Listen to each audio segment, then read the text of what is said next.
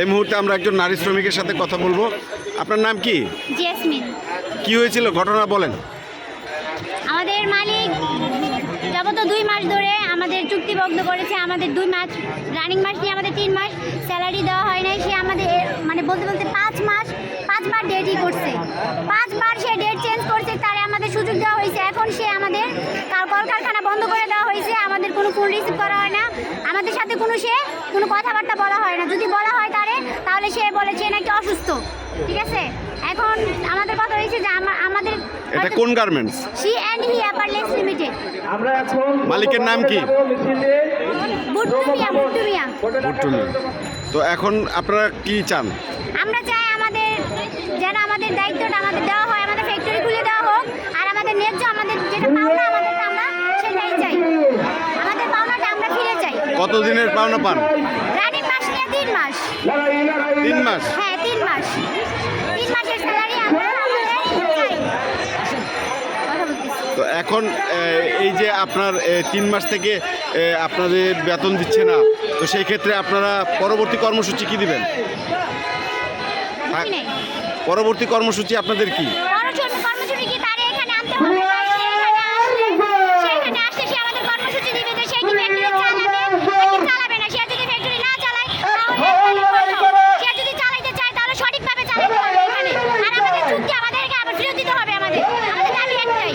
সরকারের কাছে কি দাবি আপনার? সরকারের দাবি একটাই, হয় মালিকরা আইন আমাদের কাছে সবুজ করে আমাদের পাওনা আমাদের বুঝিয়ে দিতে হবে। কথা একটাই, আমাদের পাওনা আমাদের বুঝিয়ে চাই। কারণ আমরা এভাবে চলতে পারবো না যে রাস্তায় ঘোরাফেরা মানুষের কথাবার্তা আমরা শুনতে পারবো না। সরকারের দাবি একটাই, সে যেন মালিকরা আইন আমাদের দায়িত্বটা আমাদের ফিরিয়ে দেয়, আমাদের পাওনাটা আমাদের মিটিয়ে দেয়। ধন্যবাদ আপনাকে। দর্শক, আপনারা দেখছেন এখানে বিক্ষোভ চলছে।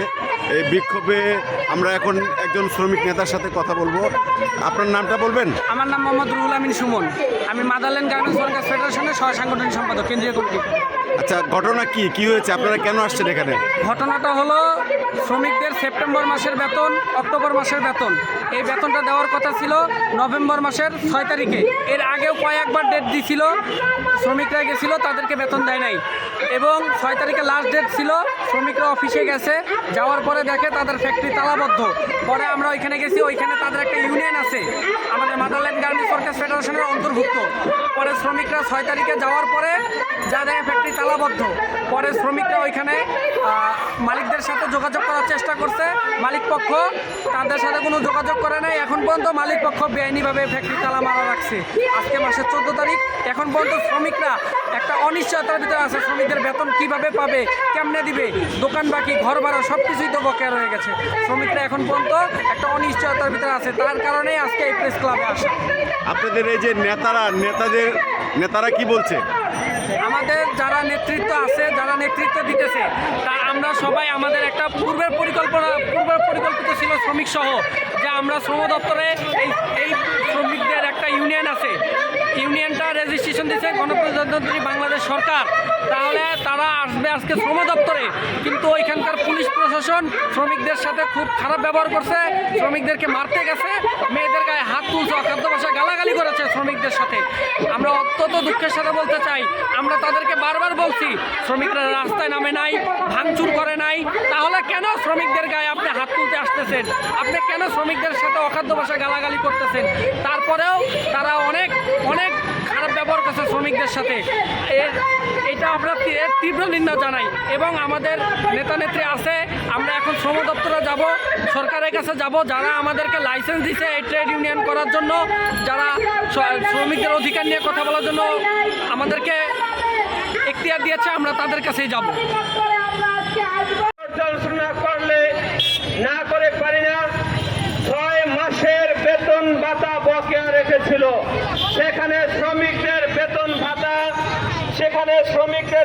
ভাতা ঠিক মতন পরিশোধ করছিল না। মাতৃত্বকালীন সুবিধার ভাতা পরিশোধ করে নাই। কথায় শ্রমিকদেরকে ছাঁটাই করছে। যে শ্রমিক অধিকার নিয়ে তাদের বেতন ভাতা নিয়ে কথা বলতে গেছে, তখনই শ্রমিকদেরকে ছাঁটাই। এই পর্যায়ক্রমে আমরা বিভিন্ন জায়গায় দফায় মিটিং করে তারপরে সেই বেতন ভাতা আদায় করছিলাম। কিন্তু এটার একটা কারণ ছিল, যাতে যাতে মালিক সুবিধা লুটে শ্রমিকদেরকে বিনা পয়সায় বের করে দিতে পারে। তারপরে শ্রমিকরা ঐক্যবদ্ধ হয়ে ইউনিয়ন গঠন করে। সেই ইউনিয়ন গঠনে মাদারল্যান্ড গার্মেন্টস ওয়ার্কার্স ফেডারেশন সহযোগিতা করেছিল। পরবর্তীতে 6 মাসের সেই বেতন ভাতা শ্রমিকরা পেয়েছিল। কিন্তু অত্যন্ত দুঃখের বিষয় হলো তখন কিভাবে শ্রমিকের বেতন ভাতা পরিশোধ করলো? এরপরই আবারও সেপ্টেম্বর মাস থেকে এই পর্যন্ত আজকে 3 মাসের বেতন শ্রমিকরা আজ পায় নাই। শ্রমিকরা কিভাবে চলে? দেশের যেভাবে দ্রব্যের দাম, পণ্য দ্রব্যের দাম বৃদ্ধি পাচ্ছে, ঘর ভাড়া বৃদ্ধি পাচ্ছে, দোকানের সব কিছুতে বৃদ্ধি, সেখানে 3 মাসের বেতন যদি একটা শ্রমিক না পায় তাহলে কিভাবে তারা বেঁচে থাকবে? কি খাবে শ্রমিকরা আমার? সেখানে আমার শ্রমিক ভাই বোনদেরকে নির্যাতন, হুমকির উপরে হুমকি দিচ্ছে। আমার শ্রমিক ভাই বোনরা এখন পর্যন্ত আইন নিজের হাতে তুলে নেয় নাই। তারা রাস্তায় নামে নাই, তারা কোনো রাস্তা অবরোধ করে নাই, যান চলাচল অবরোধ করে নাই। তারা এখন পর্যন্ত আইনের আশ্রয় নিচ্ছে। শ্রমিক ভাই বোনেরা তারা বিজিএমইতে চিঠি দিয়েছে। শ্রম দপ্তর যেখান থেকে রেজিস্ট্রেশন পেয়েছে সেখানে চিঠি দিয়েছে যাতে তারা আইনগতভাবে তাদের ন্যায্য অধিকারটা বুঝে পায়। এখানেই শেষ নয়, আমাদের এই পুরো সারমর্মটি ঘটনাটি আমাদের সভাপতি সালেহ ইসলাম সান্ত্বনা বিস্তারিত বলবেন। কিন্তু এই শ্রমিকরা যদি 3 মাসের বেতন না পায়, এখানে যদি সন্ত্রাস দিয়ে হুমকি দেওয়া হয় যে তোমরা কোনো আন্দোলন সংগ্রাম করতে পারবে না, কোনো জায়গায় চিঠি দিতে পারবে না, তাহলে শ্রমিক ভাই বোনরা কোথায় যাবে? আমাদের মাননীয় প্রধানমন্ত্রী শেখ হাসিনা, তিনি গতকালকে মেড ইন বাংলাদেশ নামে যে ইয়েটা হয়েছে সেটা উদ্বোধনী ঘোষণা করছে। আমরা চাই মেড ইন বাংলাদেশ সেটা কিন্তু শ্রমিকদের ঘামের পয়সায়, শ্রমিকদের মালিক অর্থ ইনভেস্ট করছে, শ্রম ইনভেস্ট করে, উভয় কিন্তু উইন উইন থাকতে চাই। আমরা চাই রাষ্ট্র শ্রমিক, আমরা চাই মালিক শ্রমিক এক কাতারে শ্রমিকের অধিকার যেন নিশ্চিত করতে পারে। মাননীয় প্রধানমন্ত্রীর কাছে এটাই আমাদের আবেদন, যাতে শ্রমিকরা তাদের ন্যায্য মজুরিটা ঠিক মতন পায় এবং কারখানাটি অবিলম্বে খুলে দেওয়া হয়। কারখানা 2টি অবিলম্বে খুলে দেওয়া হোক, অন্যথায় শ্রম আইন মোতাবেক পাওনাদি দেওয়া হোক।